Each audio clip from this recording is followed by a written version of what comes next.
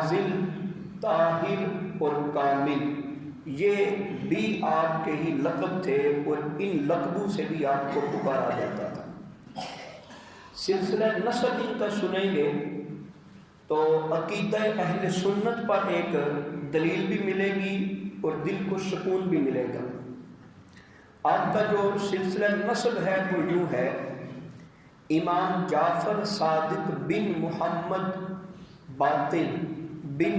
علی زین العابدین بن حسین بن علی المرتضیٰ، یہ آپ کا نسب نامہ ہے۔ اور والدہ کی طرف سے نسب نامہ آپ کا کیا ہے؟ ام فروہ بنت قاسم بن محمد بن ابی بکر صدیق رضی اللہ تعالی عنہ، یعنی آپ کی جو والدہ ہیں وہ صدیقی ہیں، پڑپوتی ہیں حضرت صدیق اکبر رضی اللہ تعالی عنہ کی۔ آج لوگ کہتے ہیں کہ اہل بیت صحابہ اکرام کے خلاف تھے، حضرت فاطمہ نعوذ باللہ صدیق اکبر سے ناراض تھی، حضرت عمر سے ناراض تھی، صحابہ کو ہم نے الگ بنا دیا، اہل بیت کو ہم نے الگ کر دیا۔ اور بالخصوص اہل تشیع نے یہ عوام کو باور کرا رکھا ہے کہ آپس میں ان کے تعلق نہیں تھے، دشمنیاں تھیں۔ اب آپ اندازہ لگائیں، یہ چھٹے امام ہیں ائمہ اہل بیت میں، امام جعفر صادق چھٹے امام گنے جاتے ہیں، اور ان کی جو والدہ ہے وہ صدیق اکبر رضی اللہ تعالیٰ عنہ کی پڑپوتی ہے، اور یہ اتنا قریب کا جو رشتہ ہے وہ اہل بیت کا صحابہ اکرام کے ساتھ جڑا ہوا ہے۔ اور پھر امام جعفر صادق رضی اللہ تعالیٰ عنہ سے پوچھا گیا کہ آپ کا جو لقب صادق ہے وہ کیوں پڑا ہے؟ آپ نے کہا کہ دو رشتوں کے حوالے سے میرا تعلق حضرت صدیق اکبر سے جا ملتا ہے، کہ میری جو والدہ تھیں وہ صدیق اکبر کی پڑپوتی بھی تھیں اور پڑنواسی بھی تھیں، اس لیے مجھے صادق کہا جاتا ہے۔ وہ تو صدیق اکبر کی نسبت کی وجہ سے فخر کریں، اور آج لوگ کہیں جی صحابہ اکرام الگ تھے، اہل بیت الگ تھی، آپس میں ان کی دشمنیاں تھیں، یہ بات غلط ہے۔ امام جعفر صادق رضی اللہ تعالیٰ عنہ کی والدہ وہ پڑپوتی ہیں صدیق اکبر رضی اللہ تعالیٰ عنہ کی، جن کا نام ام فروہ تھا۔ اور آپ کے نانا جو حضرت ابوبکر صدیق کے بیٹے، حضرت امام محمد کے بیٹے ہیں امام قاسم، وہ مدینہ منورہ کے سب سے بڑے 7 فقہاء میں سے ایک گنے جاتے تھے، اور ان کے پاس امام جعفر صادق رضی اللہ تعالی عنہ نے علم حاصل کیا۔ 17 ربیع الاول 80 ہجری کو آپ پیدا ہوتے ہیں، اور آپ مدینہ الرسول مدینہ منورہ میں پیدا ہوئے۔ 22 اپریل 702 عیسوی یہ آپ کی تاریخ ہے عیسوی کے حوالہ سے۔ والد گرامی امام محمد باقر، انہی سے آپ نے علم حاصل کیے اور انہی سے آپ پڑھتے رہے، اور آپ کے دادا جان میدان کربلا میں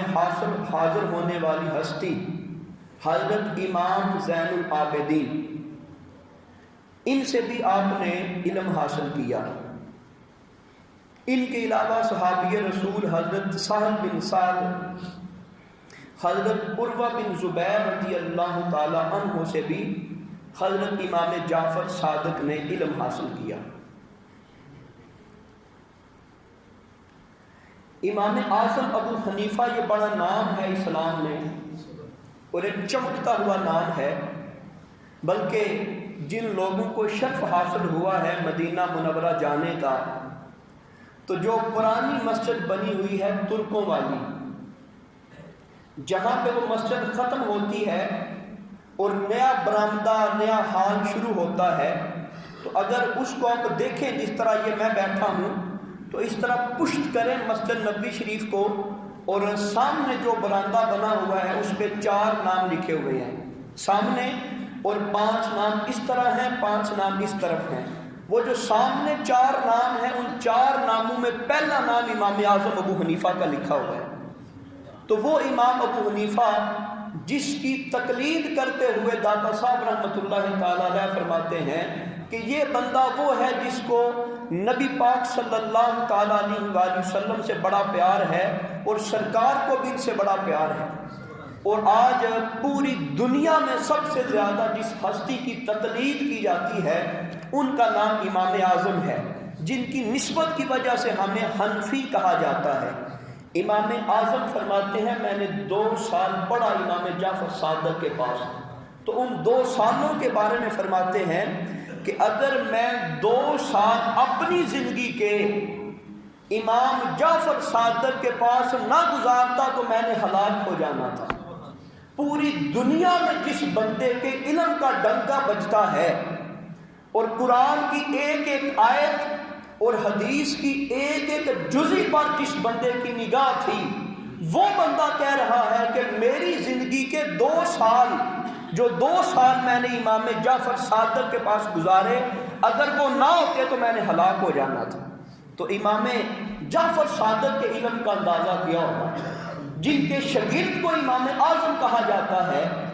جن کے شاگرد کی پوری دنیا کے مسلمان تقلید کرتے ہیں، اس کے استاد کا عالم کیا ہوگا۔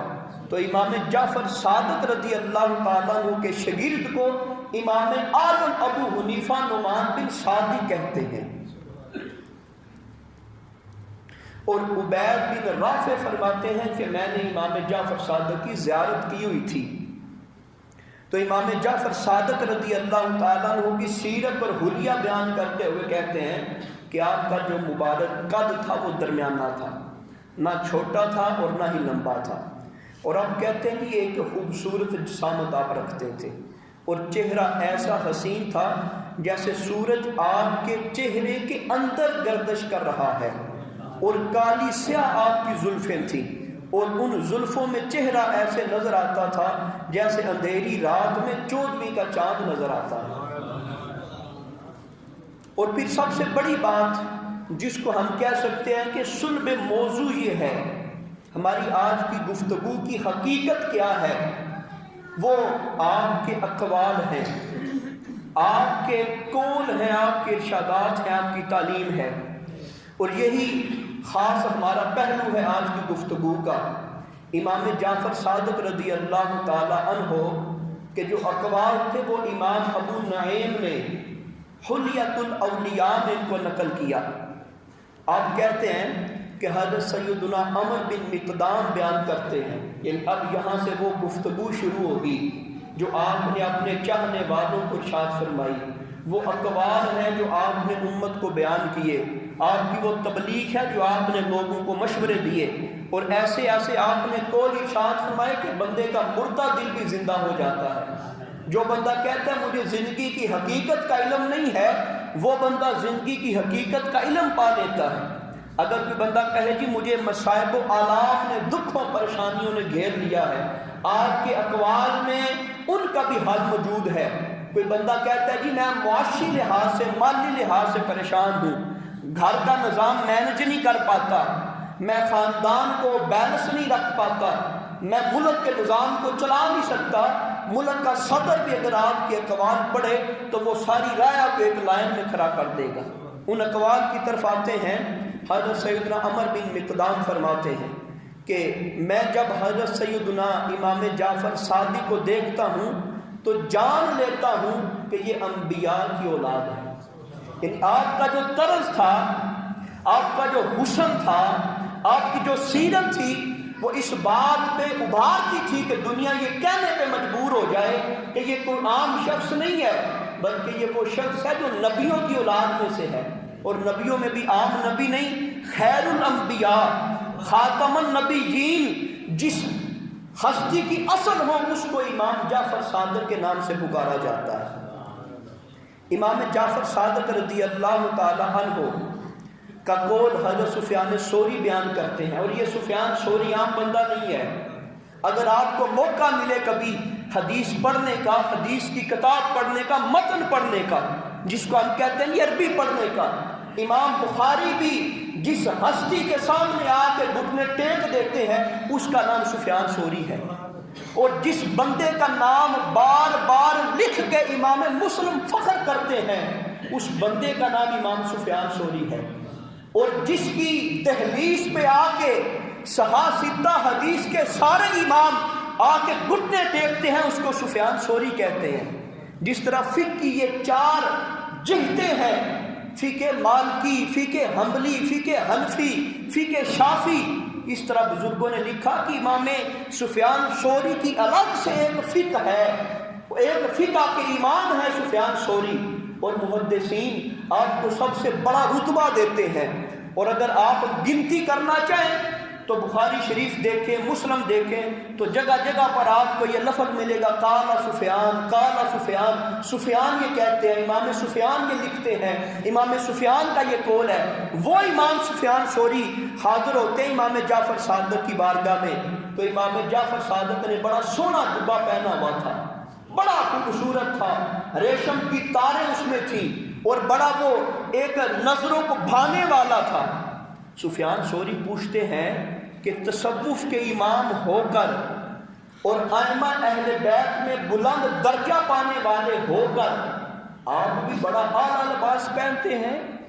بادشاہوں جیسا جبہ پہنے ہوئے ہیں۔ سفیان ثوری رحمۃ اللہ تعالی علیہ کو کہا قریب آ جاؤ۔ جب وہ قریب آئے اس کے بٹن کھولے، اور جب اس جبے کو سائڈ پہ کیا تو نیچے وہی پھٹا پرانا صوفیاء والا اونی لباس تھا۔ تو سفیان ثوری کو کہا دیکھ لیا تو نے؟ کہا جو رب کے لیے پہنا ہے وہ چھپا کے رکھا ہے، جو بندوں کے لیے پہنا ہے وہ ہم واضح کر رہے ہیں۔ رب کے لیے جو تھا وہ نیچے ہے، جو بندوں کے لیے ہے وہ سامنے رکھا ہوا ہے۔ اور یہ انداز تھا حضرت امام جعفر صادق رضی اللہ تعالیٰ عنہ کا۔ حضرت سیدنا محمد بن بشر فرماتے ہیں، امام جعفر صادق یہ بیان کرتے ہیں کہ اللہ تعالیٰ نے دنیا کو حکم دیا۔ یہاں سے ہمیں درس عبرت حاصل کرنا چاہیے، اپنی زندگی کے معاملات کو سوچنا چاہیے۔ فرمایا کہ رب نے دنیا کو حکم دیا ہے۔ کیا حکم دیا ہے؟ اے میری دنیا، جو میری عبادت کرے تو اس کی خدمت کر، اور جو تیری خدمت کرے تو اسے تھکا دے، ذلیل کر دے۔ یعنی یہ امام جعفر صادق کا درس ہے اور قول ہے۔ فرمایا رب نے اس دنیا کو حکم دے دیا ہے کہ جو میری عبادت کرے تجھے چھوڑ دے اور رب کی طرف آ جائے۔ اگر نماز کا ٹائم ہو جائے تو دکان بند کر دے، آفس بند کر دے، مصروفیات چھوڑ دے، دوستوں میں بیٹھا ہے تو قطع تعلقی کر دے، اپنے گھر میں اولاد کے ساتھ بیٹھا ہے تو چھوڑ کے مسجد میں آ جائے۔ کہا اگر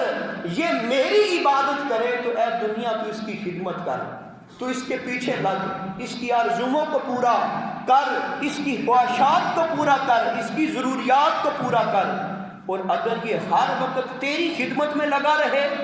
دنیا کمانے میں لگا رہے، کہے بنگلہ بھی خوبصورت بن جائے، اور ایک کار ملی ہے اب اس سے بڑھ کے آگے کوئی پراڈو بھی ہونی چاہیے، اب یہ اللہ پاک نے پلاٹ دیا ہے، دوسرا اللہ پاک بھی پلاٹ دے دے، ہر وقت تجھے کمانے میں لگا رہے، تو پھر تو اسے ذلیل بھی کر دے، تھکا بھی دے، اسے فرصت ہی نہ ملے، اسے چین ہی نہ ملے، دل کا سکون ہی نہ ملے، رات کو سوئے بھی تو حساب لگائے کہ میرے کتنے پیسوں کا نقصان ہو گیا ہے اور کتنی مجھے مالیت ملی ہے، میں نے فلاں سے بھی قرضہ لینا ہے اور فلاں کا بھی قرضہ اتارنا ہے۔ کہا ہے دنیا تو اسے تھکا دینا جو تیری خدمت میں لگا رہے۔ کیا معلوم ہوا کہ جو اللہ اللہ کرتا رہے گا یہ دنیا اس کی خدمت کرے گی، اور جو دنیا دنیا کرتا رہے گا وہ رب سے بھی گیا دنیا سے بھی ہاتھ دھو بیٹھے گا۔ امام جعفر صادق فرماتے ہیں لوگوں کو اس قدر کھلاتے، آپ کے بارے میں لکھے، آپ کے حوال کے بارے میں، سخاوت کے بارے میں،